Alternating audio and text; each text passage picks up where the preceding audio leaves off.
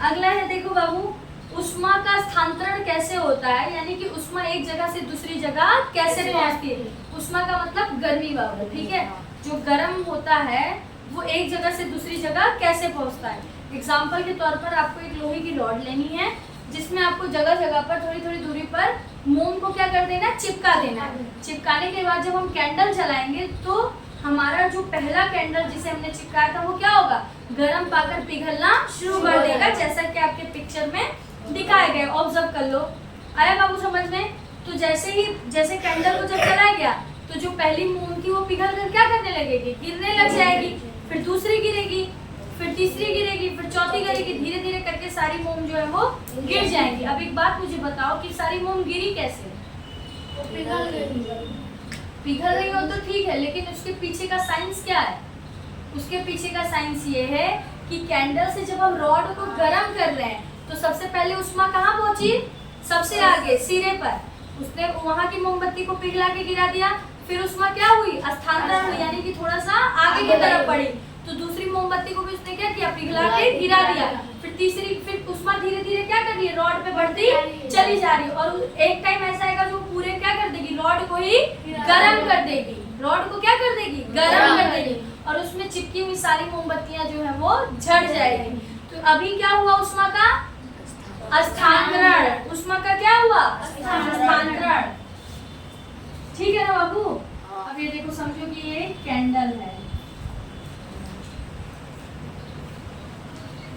ये रॉड, इसमें मैंने क्या चिपका दिया, मोमबत्ती, ठीक है। अब एक बात बताओ बाबू, अब ये उष्मा यहाँ पर थी, ये गर्म हुआ और उष्मा क्या होने लगी, स्थानांतरण होने लगी, फैलने नहीं लगी बाबू, स्थानांतरण होने लगी। ये हिस्सा गर्म हुआ, फिर यहाँ से यहाँ पहुंची, जब यहाँ पहुंची तो तुरंत मोम जो है वो पिघल कर छू गया। फिर धीरे धीरे स्थानांतरण हुई तो ये मोम भी पिघल कर गिर गया। फिर स्थानांतरण हुई तो ये मोम गिरा, ये गिरा। एक टाइम आएगा पूरा का पूरा जो हमारा रॉड है वो क्या हो जाएगा, गर्म हो जाएगा।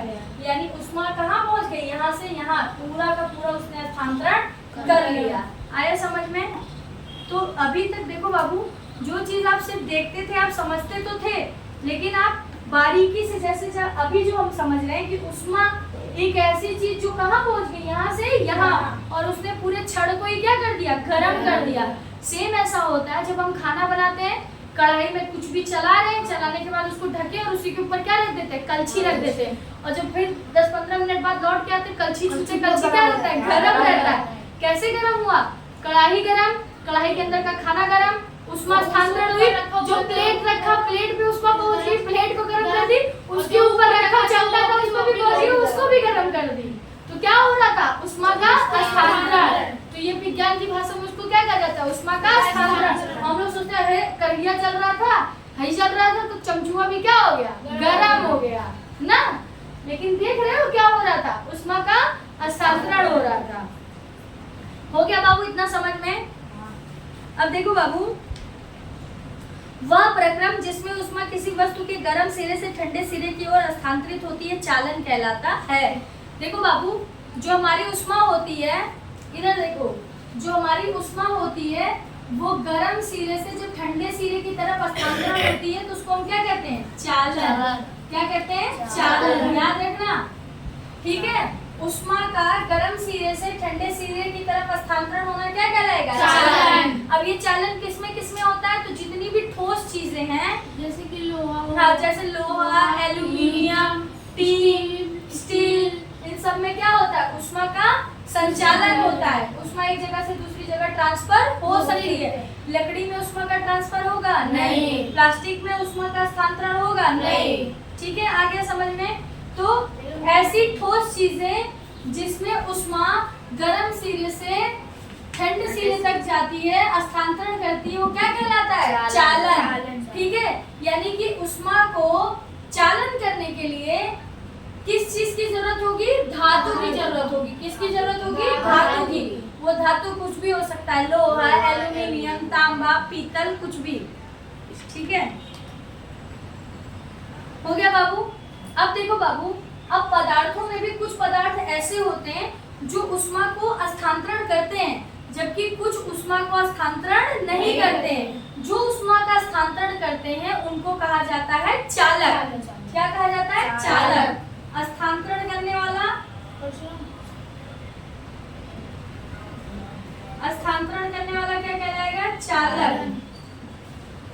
मतलब कि और स्थानांतरण नहीं करने वाला क्या कहलाएगा? कुचालक। क्या करेगा? कुचालक। इधर देखो बाबू, अब जैसे कि लोहा, तांबा, एल्यूमिनियम जो है ये क्या है? उष्मा के चालक है।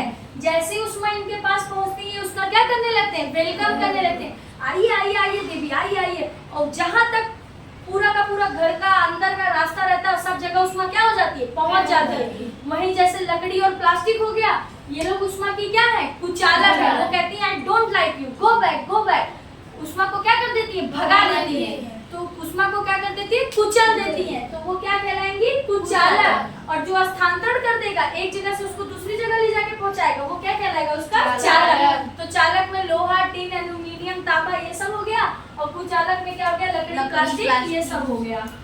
लिखो बाबू कि याद रहेगा। हाँ, इतना छोटा चीज ना याद रहेगा बाबू। याद रहेगा।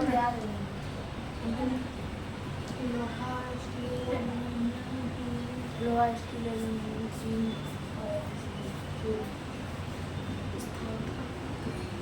लोहा, तांबा, स्टील, एल्यूमिनियम, अब तो याद रहेगा ना? ठीक है ना बाबू? तो उष्मा के चालक कौन कौन से हैं? लोहा, तांबा, स्टील, एल्यूमिनियम ये सभी।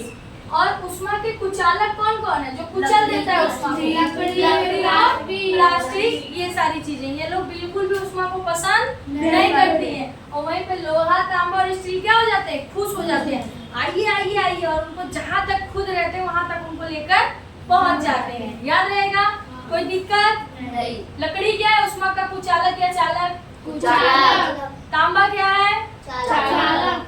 प्लास्टिक क्या है? कुचालक। लोहे की छड़? चालक। प्लास्टिक का बोर्ड? कुचालक। कपड़ा? चालक। गुड, आ गया समझ में? चलो, और उष्मा जिस ठोस पदार्थ के अंदर गर्म सिरे से ठंडे सिरे की तरफ जाती है उसको क्या कहते हैं? चालन। क्या कहते हैं? चालन। ये तो क्या है? चालक और कुचालक। जो उसको लेकर जाता है, जो उसको लेकर नहीं जाता है।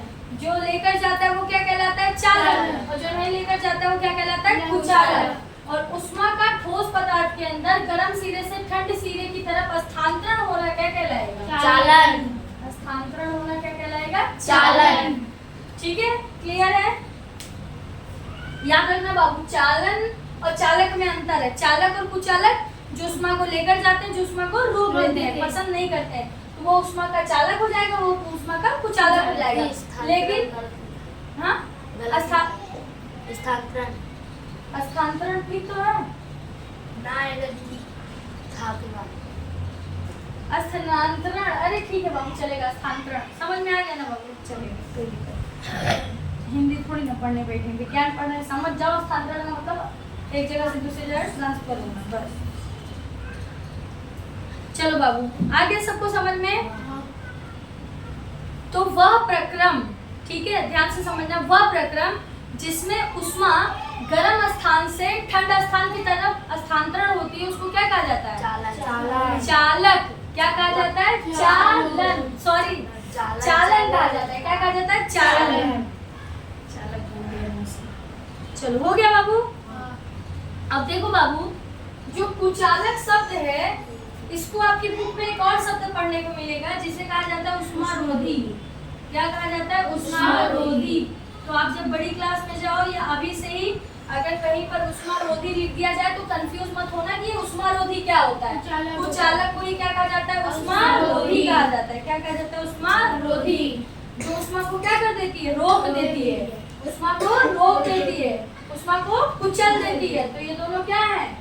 उष्मा के कुचालक है, उष्मा के रोधी हैं। दो नाम है बाबू, याद रखना, ठीक है?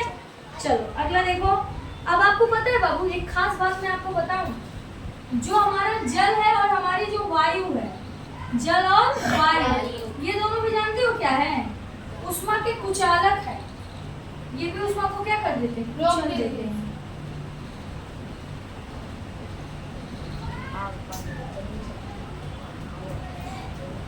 उष्मा के क्या है? कुचालक। अच्छा, ये पानी तो ठंडा हो जाता है, गर्म हो जाता है ना? हाँ एग्जैक्टली। क्वेश्चन ये है कि अगर उष्मा को जल जो है वो कुचल देता है तो पानी उबलता कैसे है? क्वेश्चन सही बात है ना बाबू, कि अगर उष्मा पानी के अंदर नहीं जा सकता है, जैसे लकड़ी उष्मा को आने नहीं देती है, भगा देती है, तो वो चला जाता है। लेकिन एक बात बताओ, पानी कैसे उबल जाता है? अब देखो बाबू, एक अलग तरीके की प्रक्रिया होती है जिसके द्वारा पानी जो है वो गर्म होता है। उस प्रक्रिया को क्या कहा जाता है? संवहन। क्या कहा जाता है? संवहन। अब संवहन की प्रक्रिया समझो कि कैसे होती है संवहन की प्रक्रिया। देखो बाबू, जैसे एक पतीले में मैंने पानी रखा और उसको गैस के ऊपर चढ़ा दिया। अब क्या होगा, पतीले का पानी जो पेंदी पर है, जो एकदम आंच के ऊपर रखा हुआ है, वो पहले क्या होगा? उबलेगा। समझ में आ रही मेरी बात? मैंने एक भरे हुए पतीले के पानी को गैस के ऊपर चढ़ा दिया, नीचे से जो फ्लेम है वो सबसे पहले किस में लगेगा? पेंदी में। और पेंदी के ऊपर का जो पानी होगा वो क्या होगा? गर्म होगा। पेंदी के अंदर का ना, पेंदी के अंदर का पानी क्या होगा? गर्म होगा। अब गर्म होने के बाद मैंने क्या कहा था, गर्म चीज किस तरफ स्थानांतरण होती है? ठंडी की जगह। तो जो ठंडा पानी रहेगा वो कहाँ? उस तरफ क्या हो जाएगा? वो भागेगा। फिर जो गर्म जगह था उसकी जगह पे क्या जाएगा? ठंडा पानी, फिर वो उबलेगा। मतलब कि आप लोगों ने पानी को उबलते हुए देखा है ना, वो ऐसे ऐसे ऐसे करके उबलता है, ऐसे ऐसे करके उबलता है। तो ऐसे क्या होता है बाबू, जो गर्म हुआ वो उठा और उसकी जगह पे क्या गया? ठंडा पानी। फिर वो गर्म हुआ, उठा, गर्म उठा, गर्म उठा, गर्म उठा, ऐसे करके फिर धीरे धीरे धीरे धीरे पूरे लेवल पानी गर्म होता है। आ गया समझ में? तो लेकिन इस वो कौन सी प्रक्रिया जिसमें पानी उबलता है या गर्म दूध, मतलब दूध उबलता है, गर्म होता है, वो प्रक्रिया क्या कहलाती है? संवहन। या ऐसा कह सकते हैं कि उष्मा का स्थानांतरण जल और वायु में किस माध्यम से, किस प्रक्रिया द्वारा होता है? तो संवहन की प्रक्रिया के द्वारा होता है। ठीक है? ठोस वस्तु में, ध्यान से समझना बाबू, ठोस वस्तु में उष्मा का स्थानांतरण क्या कहलाता है? चालन। जल तथा वायु में उष्मा का स्थानांतरण यानी उष्मा एक जगह से दूसरी जगह जाती है, वो क्या कहलाता है? संवहन। क्लियर है? ठीक है, यही दो तीन चीजें याद रखना बाबू, और पूरे चैप्टर में कुछ है ही नहीं। ठोस पदार्थ के अंदर उष्मा का स्थानांतरण क्या कहलाएगा? चालन। जल तथा वायु के अंदर उष्मा का स्थानांतरण क्या कहलाएगा? संवहन। और कैसे होता है वो समझ में आया? पानी कैसे उबलता है, आज उसके पीछे का साइंस समझ में आया? पहले एक हिस्सा गर्म होता है, गर्म हिस्सा ठंडे की तरफ, वहां पे ठंडा चीज आता है, फिर वो गर्म होता है, धीरे धीरे करके फिर ऐसे पूरा पानी जो पतीले का है वो गर्म होता है। ठीक है? और किस प्रक्रिया के द्वारा गर्म होता है? संवहन विधि द्वारा। ठीक है? अब देखो बाबू, सेम ऐसे ही समझते हैं, क्योंकि जल के अंदर उष्मा का स्थानांतरण कैसे होता है? संवहन विधि द्वारा। जल का तो समझ लिया, वायु का समझते हैं। ठीक है? वायु में जो उष्मा का स्थानांतरण है वो कैसे होता है? देखो बाबू, हमने कैंडल जलाया, कैंडल को जलाने के बाद जब हम उसके आसपास हाथ लगाएंगे तो हम गर्म महसूस करेंगे? नहीं।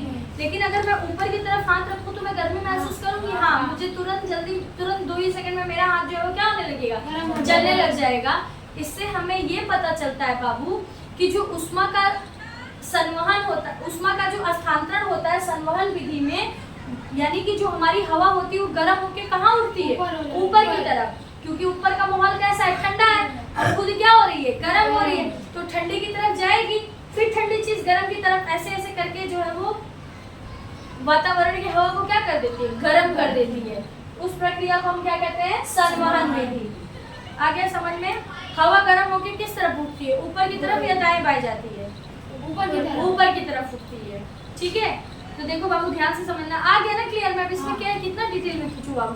मोमबत्ती जला, जलने के बाद जो हवा थी वो क्या हुई? गर्म हुई, और वो कहाँ उठेगी? ऊपर की तरफ उठेगी। ठीक है? चलो, तो इस तरीके से उष्मा का क्या हुआ? स्थानांतरण हुआ। कौन सी विधि के द्वारा हुआ? संवहन विधि के द्वारा हुआ। सेम उसमें भी ऐसा हुआ था, गर्म हुआ, ठंडी की तरफ गया, गर्म हुआ, ठंडी की तरफ गया। सेम इसमें भी ये होगा, गर्म हो गया, ठंडी जगह की तरफ चला गया, गर्म हुआ, ठंडी जगह की तरफ चला गया। तो इस तरह से जल और वायु में उष्मा का स्थानांतरण होता है संवहन विधि के द्वारा। ठीक है? वो कौन सी विधि है जिसमें उष्मा का जल तथा पानी के अंदर स्थानांतरण होता है? संवहन विधि। ठीक है? या संवहन विधि द्वारा किसमें उष्मा का स्थानांतरण? जल और वायु में। संवहन विधि द्वारा उष्मा का स्थानांतरण किसमें होता है? जल तथा वायु में। क्लियर है? बस इतना ही है बाबू, इससे ज्यादा कुछ नहीं। अब देखो बाबू, अब आप लोगों को समुद्र समीर और थल समीर के बारे में समझाते हैं, ठीक है। इधर देखो बाबू, आप लोग दोपहर के टाइम पे बीच गए हुए हो, जब आप समुद्र के किनारे बैठते हो कैसे ठंडी ठंडी हवा आती है, खूब मजेदार लगता है। अब देखो बाबू, होता क्या है, जब दिन के दौरान जो जमीन वाली जगह होती है वो जल्दी गर्म हो जाती है पानी वाली जगह के तुलना में, यानी कि समुद्र के पानी को गर्म होने में क्या लगता है, समय लगता है। वहीं समुद्र के किनारे की जो आजू बाजू के जो घर होते हैं वो क्या होने लगते हैं, जल्दी गर्म हो जाते हैं। तो जो गर्म हवा है वो कहाँ जाएगी, ठंडी की तरफ जाएगी। तो वो कहाँ जाती है, समुद्र की तरफ जाती है। इसी वजह से समुद्र के किनारे हुए बैठे हुए लोगों को दोपहर के टाइम पे कैसा फील होता है, ठंडी ठंडी हवा आते हुए महसूस होती है, ठीक है। समुद्र से थोड़ी दूर पर बने हुए घर जलने लगेंगे तो उनकी गर्म हवा कहाँ जाने लगेगी, समुद्र की तरफ। और समुद्र पे बीच पे बैठे हुए लोगों को कैसा महसूस होगा, ठंडा ठंडा।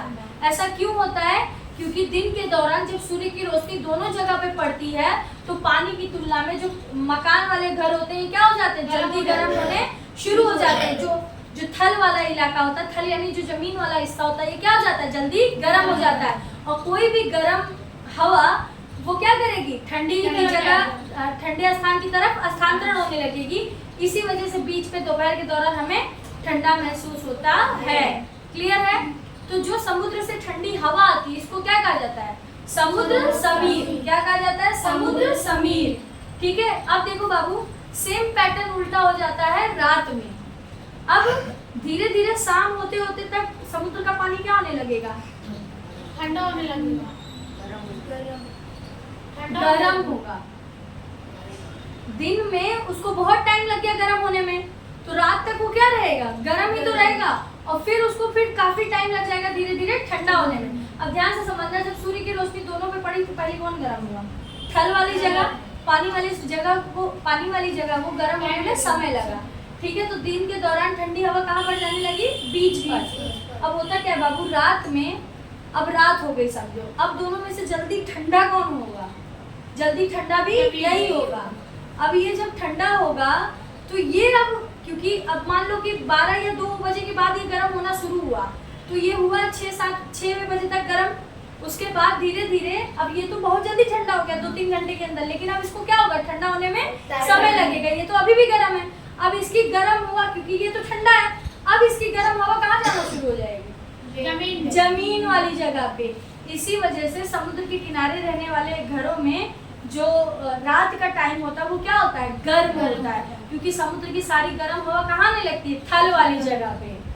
आया समझ में कि चित्र तो बना के समझाओ, आपके फोटो में बना हुआ है बाबू। देखो, दिन के दौरान समुद्र से ठंडी ठंडी हवा आ रही है, ठीक है, जबकि रात के दौरान जो मकानों का जो गर्म हवा होता है,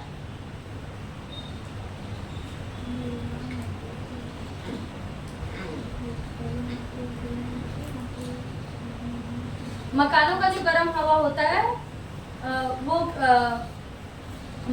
मकानों का जो ठंडा हवा होता है उसकी जगह कौन रिप्लेस करने लगता है, समुद्र की गर्म हवा है, ठीक है।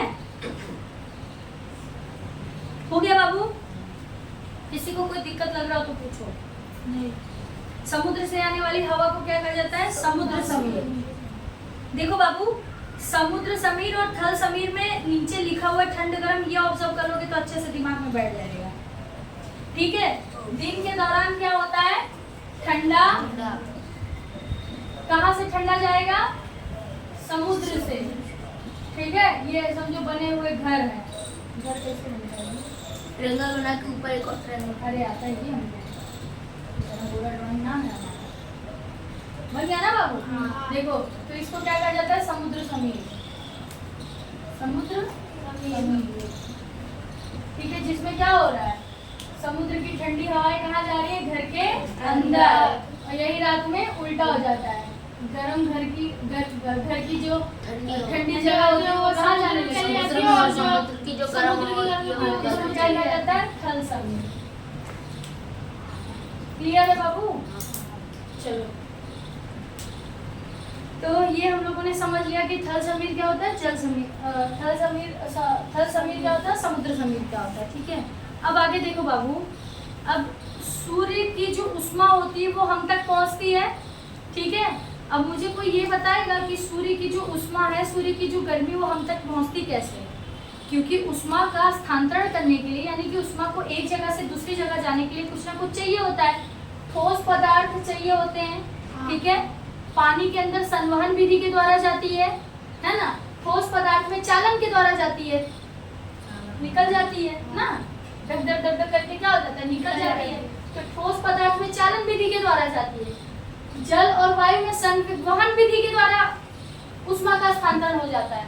एक बात बताओ, सूर्य की जो उष्मा है, इसमें तो ना हमारे और सूर्य के बीच में जल का कोई कनेक्शन है, ना हमारे और सूर्य के बीच में वायु का कोई कनेक्शन है, क्योंकि वायुमंडल के बाद अंतरिक्ष में कोई भी हवा की लेयर नहीं है, ये आप लोगों को पता है। तो सूर्य तो कितने किलोमीटर दूर है, अब उनसे और हमारे बीच में तो कोई वायु भी नहीं है, ना ही कोई जल है, और ना ही कोई ठोस पदार्थ है कि लोहे की कोई रॉड लगी हो और सूर्य की जो उष्मा है धंधना के हम तक पहुंच जाए। तब एक बात बताओ मुझे कि जो सूर्य की उष्मा है वो हम तक पहुंचती कैसे है? क्योंकि उष्मा का स्थानांतरण तो हमने पढ़ा कि सिर्फ अभी दो माध्यम से होता है, ठोस पदार्थ के अंदर चालन के द्वारा और जल और वायु में संवहन विधि के द्वारा। तो क्वेश्चन मार्क, कैसे पहुंचा? तो उस विधि को कहते हैं बाबू विकिरण। क्या कहते हैं? विकिरण, जो हमें दिखाई नहीं देता है फिर भी हम तक क्या करता है, पहुंचता है। उदाहरण के तौर पर आप लोगों ने हीटर जलाया हुआ है गांव में, हीटर के आगे क्यों नहीं जलाया? गैस ले लो, चलो कोई बात नहीं। हाँ सही बात है भाई, हम लोग इतना यूपी जाते हैं और जब जाना भी होता है गाँव तो गर्मी के महीने में जाते हैं जहाँ पर जल्दी हमें हीटर जलाने की जरूरत नहीं पड़ती है, तब तो आम होगा गर्म हवा फेंकता है, ठीक है। अब होता क्या है बाबू, स्प्रिंग का जैसा लगता है ना दीदी, हाँ, वो ऐसे लगे हुए रहते हैं। अब देखो बाबू, जब आप दूर बैठते हो, जब आपका हीटर जल रहा होता है तो उसका जो आँच है वो आप महसूस करते हो, उसका जो ताप है वो क्या करते हो, आप फील करते हो। एक बात बताओ, हमारे और उस हीटर के बीच में कोई माध्यम था? कुछ भी नहीं था, फिर भी हम क्या करते हैं, उसको महसूस करते हैं। उसी को कहते हैं बाबू रेडिएशन। रेडिएशन यानी विकिरण, जो दिखाई तो नहीं देता लेकिन वो हम तक क्या करती है, पहुंचती है। तो सूर्य की उष्मा भी किसके माध्यम से हम तक पहुंचती है, विकिरण के द्वारा पहुंचती है, ठीक है। चलो अब देखो बाबू,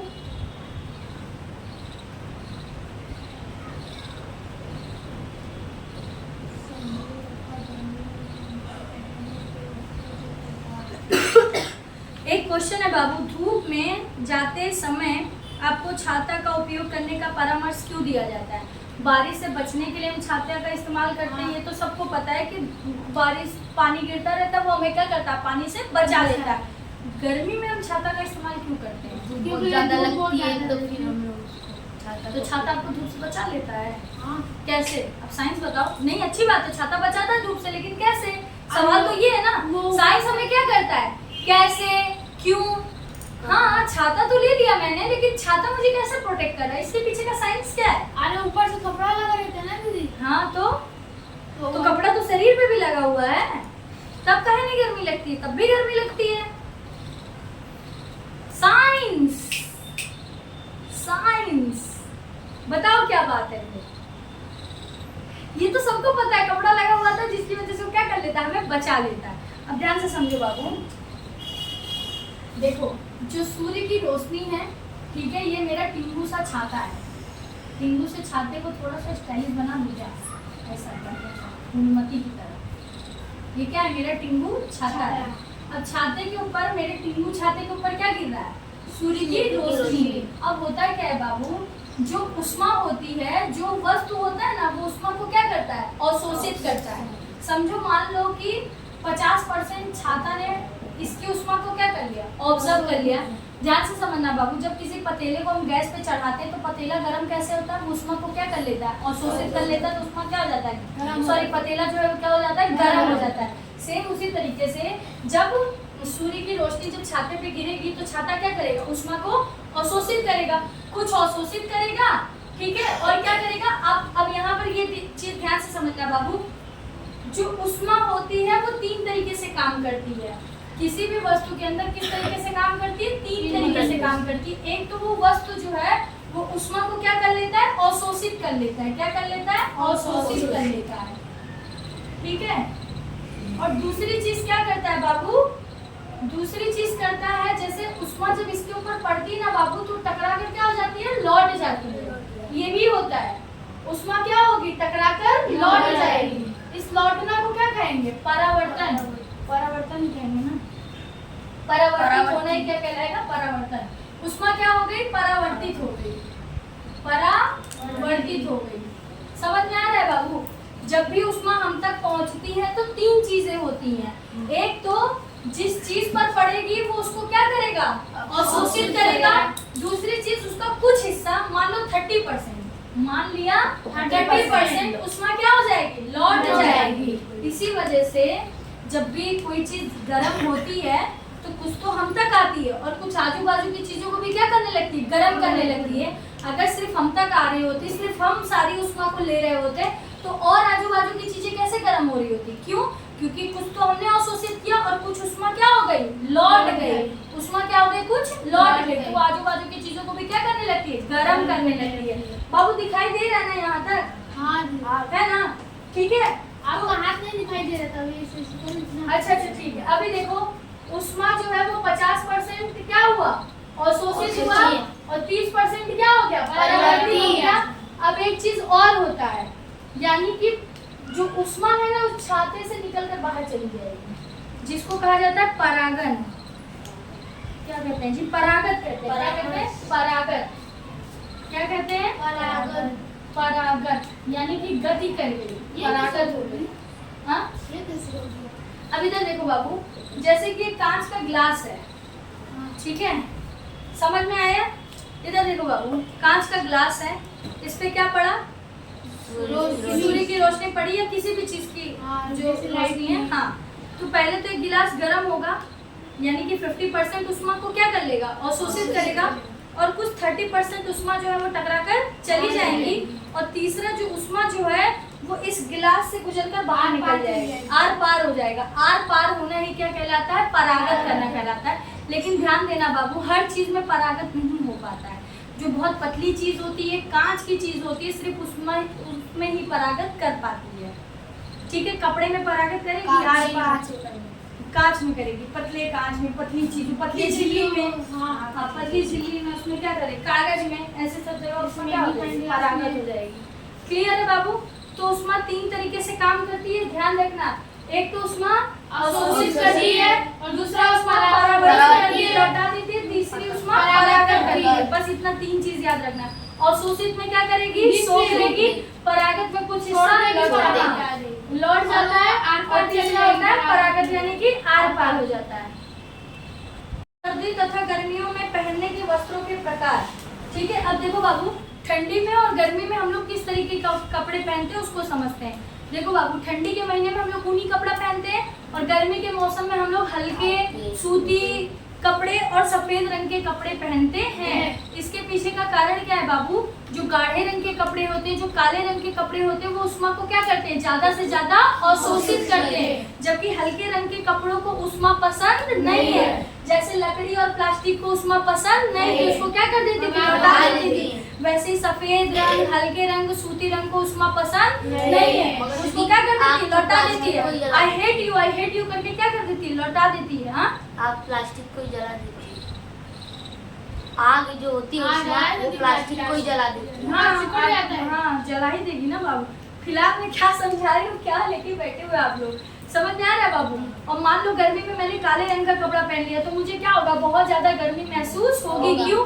क्योंकि काला रंग उष्मा को बहुत ज्यादा पसंद करता है। हेलो, आओ जी, आओ जी, और पूरा उष्मा को क्या कर लेगा, अपने कपड़े में पूरी तरीके से लाद लेगा, और उसके बाद फिर हम परेशान होना चालू करेंगे, अरे बाप रे बहुत गर्मी है भैया, क्या हो रहा है, ठीक है। तो काले और गाढ़े रंग के क्या करते हैं, उष्मा को पसंद करते हैं, और उष्मा उसमें आ जाती है, फिर हमें गर्मी लगना शुरू हो जाता है। वहीं जो हल्के और सफेद रंग के कपड़े होते हैं वो उष्मा को क्या करते हैं, पसंद नहीं करते। तो इस वजह से गर्मी के दिनों में हमें क्या पहनना चाहिए, हल्के और सफेद रंग के, सूती रंग के कपड़े पहनने चाहिए, और जबकि ठंडी में क्या करना चाहिए, स्वेटर पहनना चाहिए, स्वेटर पहनना चाहिए, काले रंग के कपड़े पहनने चाहिए। काले रंग गर्मी को क्या करेगा, अपनी तरफ खींचेगा, और हमें कैसा रखेगा, गरम गरम रखेगा, ठीक है। क्योंकि उष्मा को क्या करता है, लाइक करता है, सब्सक्राइब करता है। आप लोग भी हमारे चैनल को लाइक कीजिए और सब्सक्राइब कीजिए, ठीक है। चलो, जैसे काला रंग उष्मा को लाइट करता है, वैसे आप लोग हम सीखेंगे। चैनल को प्यार दीजिए और लाइक दीजिए, ठीक है। चलो आगे देखते हैं बाबू।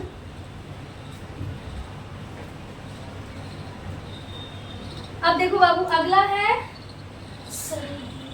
सर्दियों में ऊनी वस्त्र हमें उष्ण बनाए रखते हैं। देखो बाबू, ठंडी के मौसम में जब हम लोग ऊनी कपड़ा पहनते हैं तो हमारा शरीर कैसा रहता है, गर्म रहता है। अब इसके पीछे का साइंस समझते हैं बाबू कि क्या वो कारण है जिसकी वजह से हमारा शरीर गर्म रहता है। ध्यान से समझो बाबू, लास्ट टॉपिक है, चैप्टर खत्म हो रहा है। देखो जो ऊन होता है ना बाबू, वो हवा का रोधी है, यानी हवा को क्या करता है, रोक कर रखता है। हवा का रोधी यानी कि हवा को जाने नहीं देता है। अब देखो बाबू, अब देखो यहाँ पर ना एक चीज उल्टी होती है बाबू। हम लोग सोचते हैं हमने ऊनी कपड़ा पहना है तो ऊनी कपड़ा हमें बचाता है। ऊनी कपड़ा हमें नहीं बचाता है, हमारे शरीर का जो ताप है उसको बाहर जाने नहीं देता है। हम बचते हैं हमारी वजह से ही। हमारे शरीर के अंदर क्या होती है, गर्मी पैदा होती है। उस गर्मी को हमारे शरीर से बाहर जाने नहीं देता है, वो कौन है, ऊन। ऊन क्या करता है, हमारे देखो हमारा शरीर है, हमारे शरीर से क्या निकलेगी, हवा। हवा को क्या करेगा, जो ऊन का कपड़ा, मतलब हमारा शरीर शरीर से हवा नहीं निकलेगी बाबू, ध्यान से समझना। हमारा शरीर है, हमारा शरीर का एक तापमान होता है, ठीक है। अब वो तापमान जो है, जो हम जब ऊनी कपड़ा हम पहनते हैं तो वो तापमान क्या होगा, बाहर की तरफ जाएगा। तो ऊनी कपड़ा जो क्या करता है, वो हवा को उस तरफ जाने नहीं देता। ऊनी कपड़ों के बीच में हवा क्या हो जाती है, फंस जाती है। और हवा का हमारे शरीर का जो तापमान है वो क्या हो जाता है, ऊनी कपड़ों में फंस जाता है, जिसकी वजह से हमारा शरीर क्या रहता है, पूरा का पूरा गरम रहता है, ठीक है। तो ऊनी क्या है, उष्मा की रोधी है, यानी कि उष्मा को बाहर जाने नहीं देती है। इसकी वजह से हमें हमारा शरीर अपने ही तापमान की वजह से कैसा महसूस होता है, गर्म महसूस होता है। ऊन में ऐसा कुछ नहीं होता है जो हमें गर्मी दे, ठीक है। गर्मी इस वजह से आती है क्योंकि हमारे शरीर और ऊन के बीच की जो हवा थी वो क्या होती है, शरीर से बाहर नहीं जा पाती, जिससे वो हमारे शरीर को कैसा रखता है, गर्म रखता है, ठीक है। अब यहाँ पर एक क्वेश्चन है बाबू, समझो ठंडी का महीना है, कुछ बच्चों ने एक ब्लैंकेट ओढ़कर सो गए और वहीं पर कुछ बच्चे 2 लेयर के ब्लैंकेट ओढ़कर सोते हैं। अब आप मुझे बताओ गर्मी किसको नहीं लगेगी, एक ब्लैंकेट वाले को या जो जिसने 2 ब्लैंकेट ओढ़ा, और जो एक ब्लैंकेट ओढ़ा है वो मोटा है, ये भी बताओ। 2 ब्लैंकेट, एक ब्लैंकेट।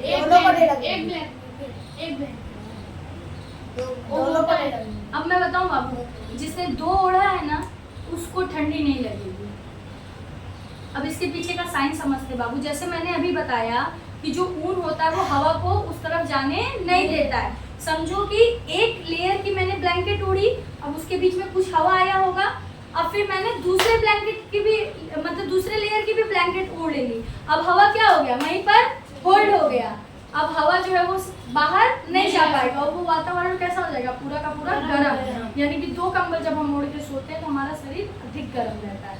क्यों, इसके पीछे का कारण क्या है, क्योंकि जो हवा होती है वो बाहर नहीं जा पाती, जबकि एक ब्लैंकेट में हवा इधर उधर बाहर जा सकती है, लेकिन 2 ब्लैंकेट में बिल्कुल हवा की क्या हो जाएगी, 2 कंबल के बीच में लेयर बन जाएगी और वो बाहर नहीं जा पाएगी। यहीं पर आपका चैप्टर होता है खत्म। बाबू, अगर आप लोगों को वीडियो अच्छा लगता हो तो चैनल को लाइक और सब्सक्राइब कीजिए। थैंक यू, जय हिंद, मिलते हैं नेक्स्ट वीडियो में।